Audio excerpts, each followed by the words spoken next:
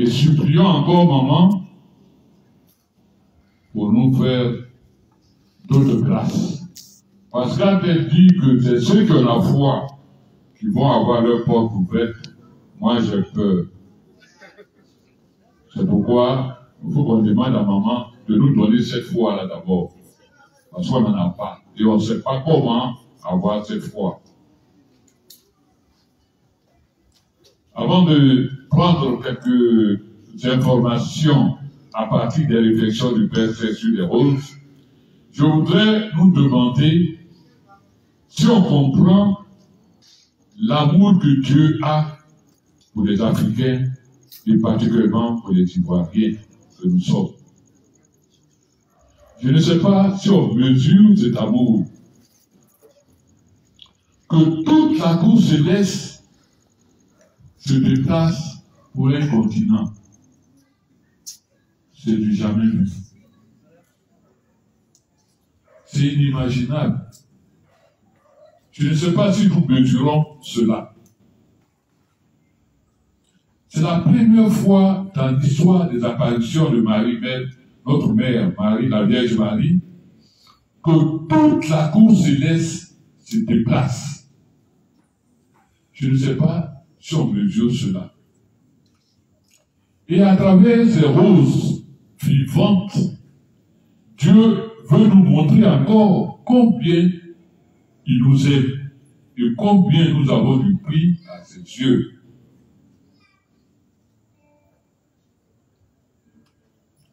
Quand Maman Marie, notre Sainte Mère, a apparu en Côte d'Ivoire, le message qu'elle a donné, c'est à la demande de mon fils, auprès de son Père, votre Créateur, que je suis venu en Afrique et j'ai choisi comme demeure la Côte d'Ivoire. Et elle décrit la feuille de route. Je suis venu pour vous libérer de la sorcellerie et de tout ce qui tourne autour de la sorcellerie. C'est le 1. De briser les pactes ancestraux. Et vos aïeux ont conclu qu'il y a encore des influences sur vous. Ça, je vais revenir encore pour expliquer. Et enfin, pour vous redonner votre identité, du fait de ces multiples choses, pour que l'Afrique renaisse. Mais, maman nous revient encore à travers ces roses. C'est pour nous libérer de tous les blocages qui nous empêchent d'être ce que nous devons être, à travers encore ces roses.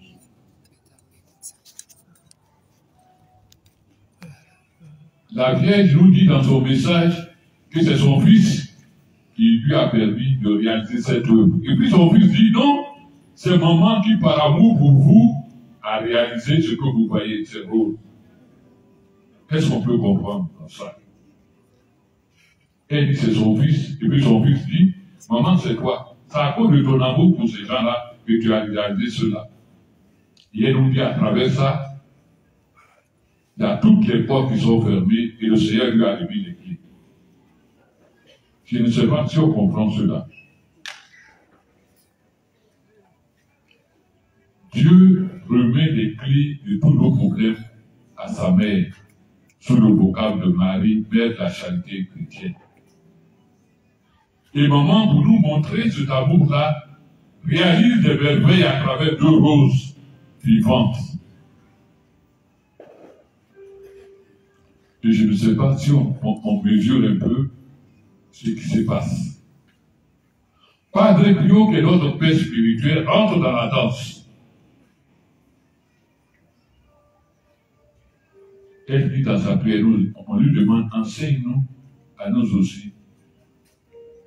La suite, vous connaissez. Elle nous dit, pour rentrer dans la plénitude de ces grâces-là, faites une neuvaine pour accompagner la mission de maman. Ah! C'est quoi ça? Mais qui sont ces gens-là?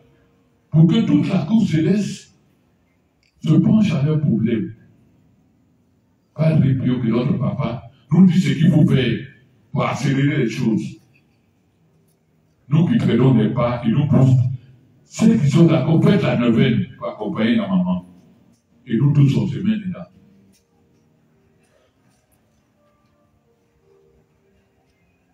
Maman nous dit qu'à travers ces roses-là, c'est la libération de tous les Africains. Il n'a pas dit Africains seulement ici, hein. Ceux qui sont dans les diasporas, ceux qui sont dans les pays africains, qui ont les mêmes problèmes que nous. Elle décide d'aller pour régler ce problème-là. N'est-ce pas sa mission? Nous libérer de tous les blocages, sorcellerie, envoûtement, que sais-je encore. Et comme ça ne suffit pas, Saint-Michel-Archange rentre dedans. Mes frères, suivez ce qu'on vous dit. Suivez maman, accompagnez-la. C'est important. Ce n'est pas Saint-Michel qui nous accompagne dans les purifications. C'est Saint-Michel qui est encore devant, qui accompagne la Vierge dans les missions. Tout obstacle sera levé devant maman pour qu'elle couvre les portes à travers Saint-Michel.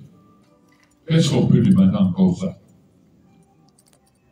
Et on va se poser la question, mais pourquoi Saint-Joseph ne parle pas? Mais Saint-Joseph, il est toujours à côté de son épouse.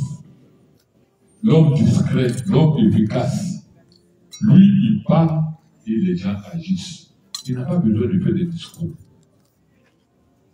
Il est toujours présent.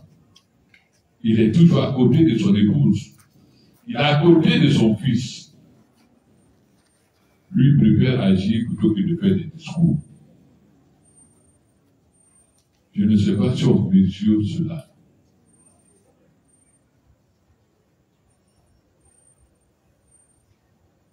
La peur, c'est la foi. Comment avoir la foi? Nous qui ne sommes pas habitués à aimer, nous à qui on n'a pas appris à aimer, comment on peut aimer, comment on peut avoir la foi. C'est ça le drame.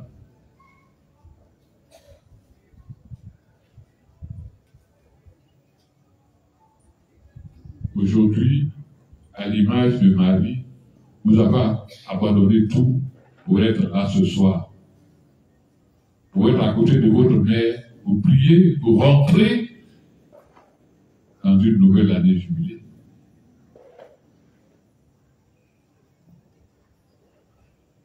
Chacun de nous va dire à maman, maman, tu nous connais.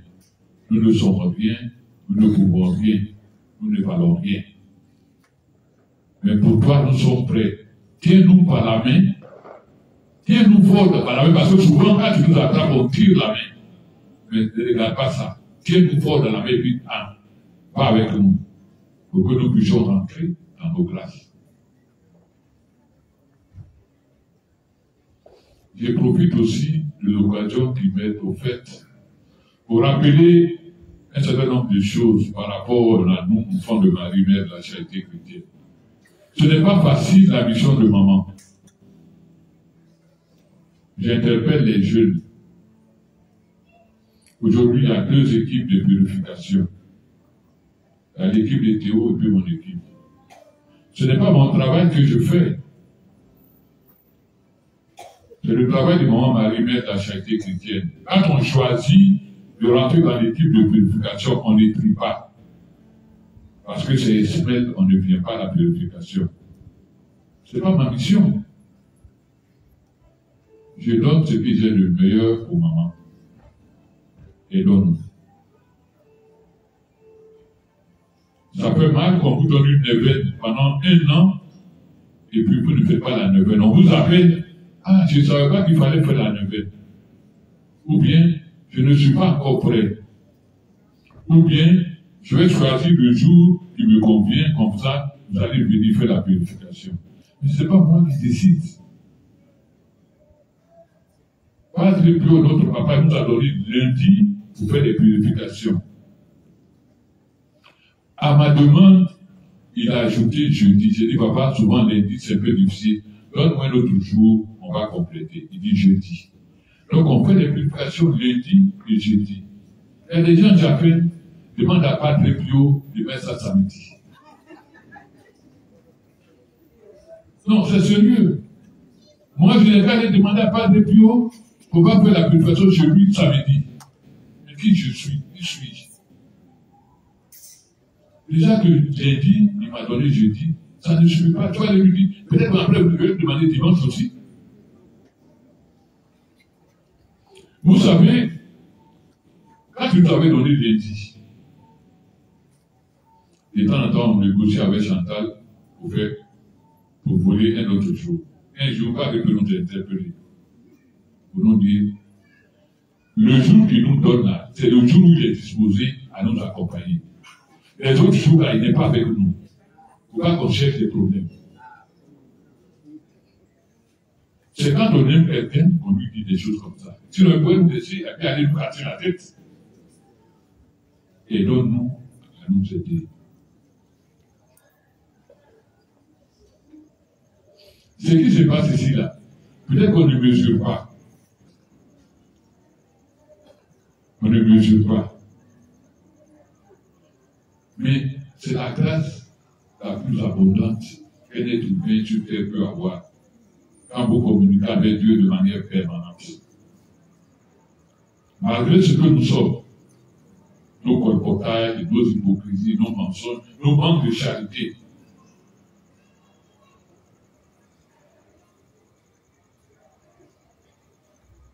vous savez, on a envoyé une équipe en prévision à l'intérieur. Moi, je dormais et puis les gens sont venus me demander, c'est toi qui envoies les gens pour chasser les gens. Toi, tu es qui? Vous entendez ça? Moi, je suis qui et puis j'envoie des gens en mission pour aller chasser les gens. Je dis, c'est pas moi.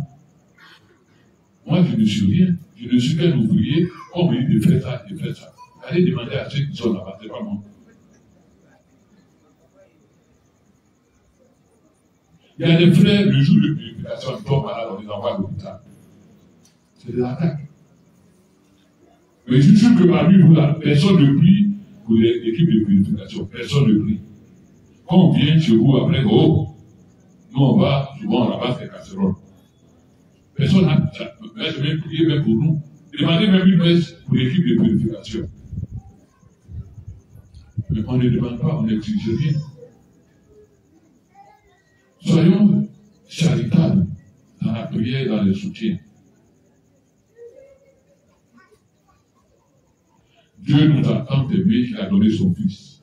Et son Fils nous a tant aimé qu'il a donné sa maman. Et sa maman pour nous, elle dit que tant qu'elle n'a pas fini sa mission, elle ne retournera pas. Qu'est-ce qu'on peut encore? Tout à l'heure, Chantal parlait d'un certain nombre de choses. Vous savez, maman nous donne des prescriptions, et quand on sort, on va chez les marabouts, on va chez les charlatans. Et quand quelque chose arrive, on dit maman ne nous a pas aidé, ne nous a rien fait. Il y a beaucoup d'enfants qui sont dans le même cas. Il y en a qui sont malades.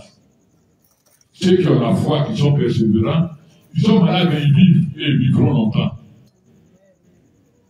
Mais ceux qui n'ont pas la foi, dès qu'ils disent maman qui va ailleurs, la main, la maladie s'aggrave et ils en meurent dedans. Et on dit c'est maman. C'est pas maman. Vous pensez que nous qui sommes, on n'a jamais été malades? Nous aussi, on est souvent malades, mais on fait confiance à maman. Soyons forts, soyons courageux. Dieu nous aime et on ne peut pas mesurer l'amour que Dieu a pour nous. Que Maman Marie nous aide à avoir la foi pour rentrer dans son carré. Merci.